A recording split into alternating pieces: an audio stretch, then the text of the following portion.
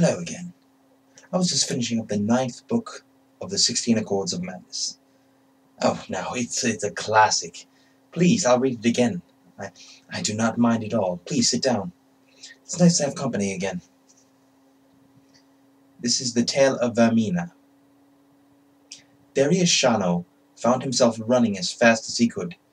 He had no idea what he was running from or towards, but he did not care. The desire saturated his mind, and there was nothing in the world except flight. He looked around for landmarks, anything to place himself or to use as a target, but to no avail. The featureless grasslands through which he was sprinting extended as far as the eye could see. Just have to keep running, he thought to himself. I have to run as fast as I can. On and on he ran, with no end in sight or in mind.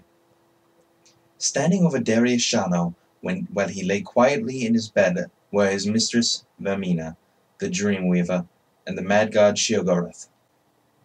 Vermina looked down with pride at this disciple of hers, and was boastful of her little jewel.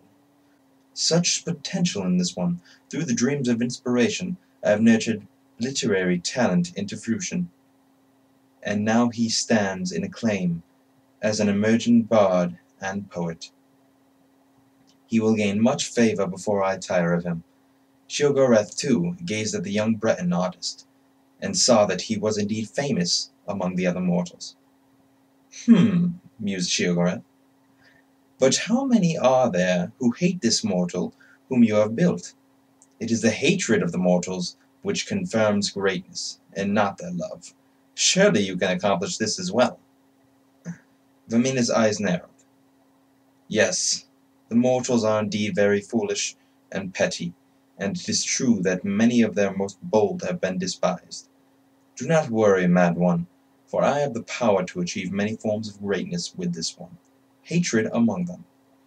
Perhaps, Dreamweaver, it would be amusing to show who has this power, inspire foolish, arrogant hatred of the mortal for 10 years, and then I will do the same.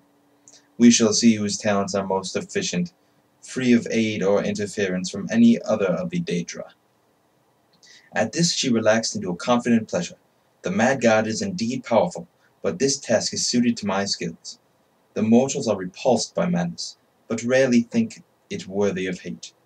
I shall take pleasure in revealing this to you, as I bring the more subtle horrors out of this mortal's subconscious. And so, in the 19th year of his life, the dreams Darius Shano had been experiencing began to change. Fear had always been part of the night for him, but now there was something else. A darkness began to creep into his slumber, a darkness that sucked away all feeling and color, leaving only emptiness behind. When this happened, he opened his mouth to scream, but found that the darkness had taken his voice as well. All he had was the terror and the void, and each night they filled him with a new understanding of death. Yet when he woke, there was no fear, for he had faith that his lady had a purpose.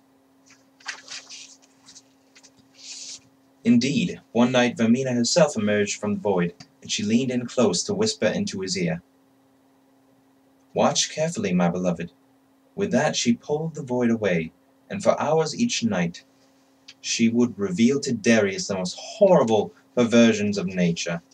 Men being skinned and eaten alive by other men, unimaginable beasts, of many limbs and mouths, entire populations being burned.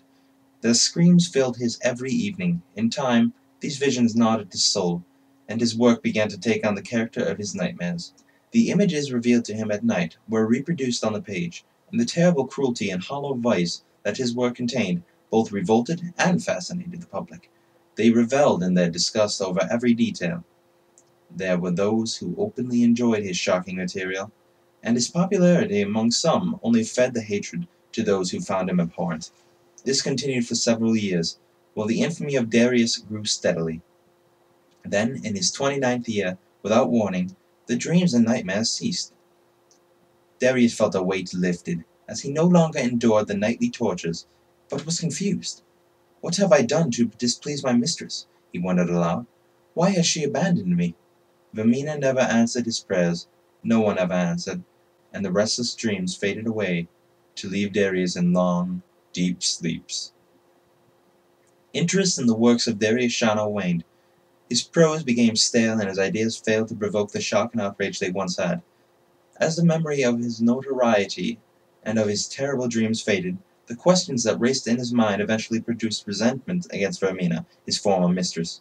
Resentment grew into hatred. From hatred came ridicule, and over time ridicule became disbelief. Slowly it became obvious. Vermina had never spoken to him at all. His dreams were simply the product of a sick mind that had righted itself. He had been deceived by his own subconscious, and the anger and shame overwhelmed him.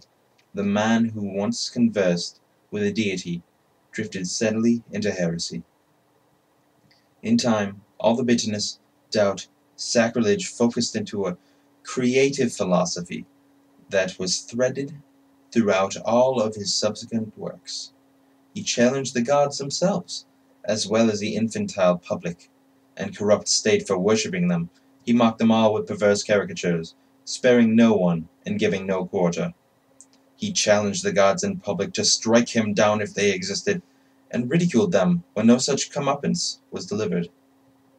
To all of this, the people reacted with outrage, far greater than they had shown in his previous work.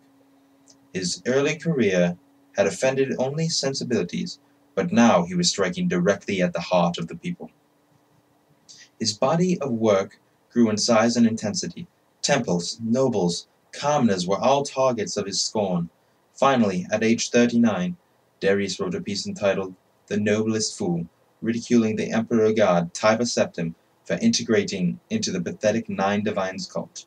The local king of Dania, who had been humiliated by this upstart in the past, saw his chance. For his sacrilege against the empire, Darius Shana was executed with a ceremonial blade in front of a cheering crowd of hundreds. His last bitter words were gurgled through a mouthful of his own blood. 20 years after the wager was first placed, Vermina and Sheogorath met over Darius Shano's headless corpse. The Dreamweaver had been eager for this meeting. She had been waiting for years to confront the Daedric prince over his lack of action. "I have been deceived by you, Sheogorath. I performed my half of the bargain, but during your 10 years you never contacted the mortal once. He owes none of his greatness to you, or your talents, or your influence." "Nonsense," croaked the mad god. "I was with him all along. When your time ended and mine began, your whispers in his ear were replaced with silence. I served his link to that from which he had found the most comfort and meaning, and withheld the very attention the creature so desperately craved. Without his mistress, this man's character could ripen under the resentment and hatred. Now his bitterness is total, and, overcome by a madness fueled by his rage, he feeds me in my realm as an eternal servant." Sheogorath turned and spoke into the empty space by his side. "Indeed, Darius Shana was a glorious mortal, despised by his own people, his kings, and even by the gods he mocked. For my success, I shall accept 60 followers of Ermina into my service, and the dreamers will awaken as madmen." And thus did Sheogorath teach Vermina that without madness there are no dreams, and no creation. Vermina will never forget his lesson. That's Sheogorath. What else is he going to get into? You'll see in the next book, the 12th book. I apologize, we could not find the other ones, but I hope you enjoy them nonetheless. Thank you for joining me tonight, and you have a good night, and God bless.